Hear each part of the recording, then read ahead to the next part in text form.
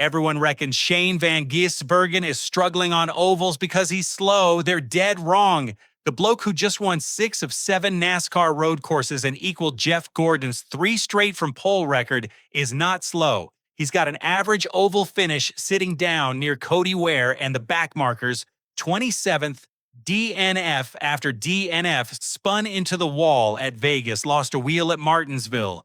And here's the twist that nobody in the American booth wants to say out loud. SVG isn't losing on ovals because his hands are wrong. He's losing because his feet are still at Bathurst. His muscle memory, the exact thing that makes him an absolute alien on a road course, is quietly sabotaging him the second the track banks left. So today we're pulling the whole thing apart, because the answer to can Gizzy master both worlds isn't about talent. It's about whether he can unlearn a decade of the mountain. Let's decode it, right? At first, you need to understand these are not the same animal wearing different stickers. On paper, a Supercars Gen 3 Mustang and a NASCAR Next Gen Camaro look like cousins' front engine, rear drive thumping V8, a real gearbox. And here's the Easter egg most people miss. They're practically related. Both cars run an Xtrac transaxle gearbox mounted at the back, not up front behind the engine like old-school stock cars. When NASCAR built the Next Gen, they basically borrowed the Aussie homework. That's why SVG hopped in and felt at home straight away. But that's where the family resemblance stops, and this is the bit that matters. When Gizzy jumped to the ditch, he had to learn an 18-inch wheel with a single center lock nut, chucking out the tiny 15-inch Steelies and 5 lug nuts NASCAR had run since the dinosaurs. Different rubber, different sidewall, a completely different way the tire loads up and lets go. And the sequential shift? The Supercars box he grew up with is a 6-speed built to handle around 500 foot-pound. The Next Gen is a 5-speed rated to a brutal 750. Same brand, harder unit, one less gear. Small change on paper, but on an oval where you're barely shifting at all, that 5-speed setup and that fat tire completely rewrite the conversation. So if the cars are this close, why is the greatest touring car driver of his generation getting waxed by blokes he'd lap at Sandown? Stick with me, because the real answer is buried in one component you can't even see: the diff. Here's the secret that unlocks everything, and it comes straight from Gizzy's own mouth. A supercar, the car he mastered, the car he won 3 Bathurst 1000s in, runs a lock diff.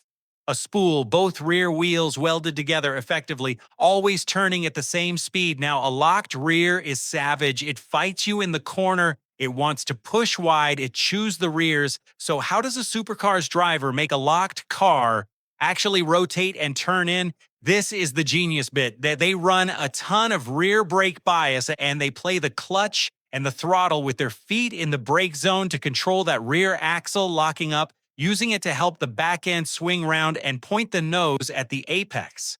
That's the crazy right foot Max Verstappen was banging on about. That's the heel-toe right foot braking wizardry you see in his footwell cam. It's not showing off on a locked diff. It's survival. It's how you make the mountain bend to your will. Now here's the kicker, teased and delivered. In his own words, Van Gisbergen says the next-gen car doesn't need any of it. Why? Because the NASCAR diff is open a torque-biased limited slip with a preload option.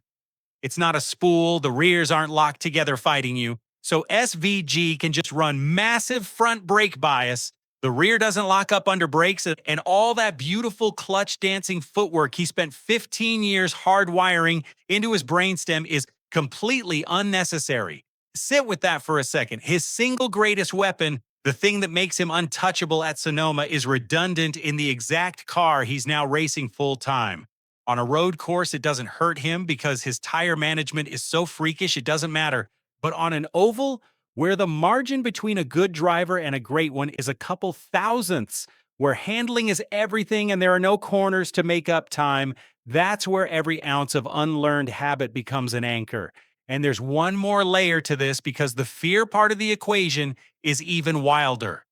Hold that thought. Quick one. If you're the type of fan who actually noticed that SVG is still doing subtle heel-toe footwork he doesn't even need anymore, You're not just a viewer, you're a decoder. Smash subscribe because we've got a deep dive coming on Brody Kostecki's secret weapon that the mainstream coverage completely missed. You won't want to miss it. Right back to the fear factor. Let's put two races side by side because they tell the whole story.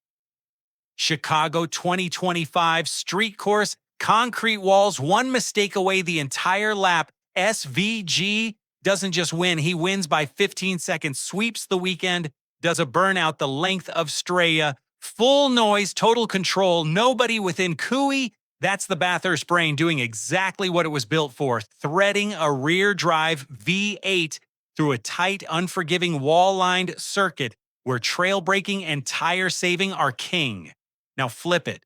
The big ovals, Talladega, Daytona, the intermediates like Vegas and Homestead. This is a different sport entirely.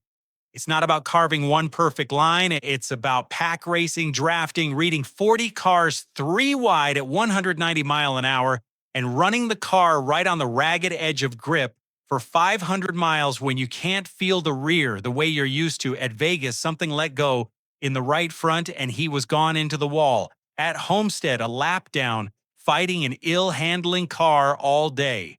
This is a punter's nightmare when your instincts were forged somewhere completely different. And here's the psychological twist nobody talks about. At Bathurst, the walls are concrete. You brush them out and your day's over.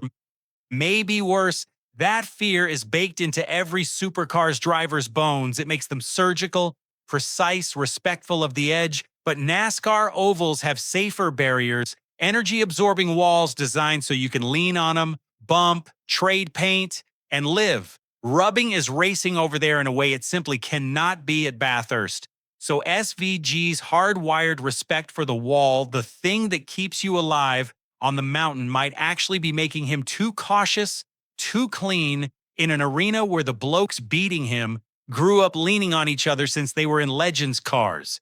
His greatest instinct for survival could be the very thing holding him back. So can he ever rewire all of it? Here's my honest read. Can SVG master both worlds? On road courses he already has. He's arguably the greatest road racer NASCAR has ever seen, and that's not fanboy talk. That's Denny Hamlin's take, but mastering ovals is a different question, and the answer is yes, but not with talent, with time, because the data backs it. His last couple of oval runs a top 10, a top 5 from a bloke with fewer than 60 oval races in his entire life, against a field that's been circling ovals since they could walk. The gap isn't ability, it's reps. It's seat time. And the whispers of more practice coming next season could be the exact thing that unlocks him. The habits that hurt him are learnable to break.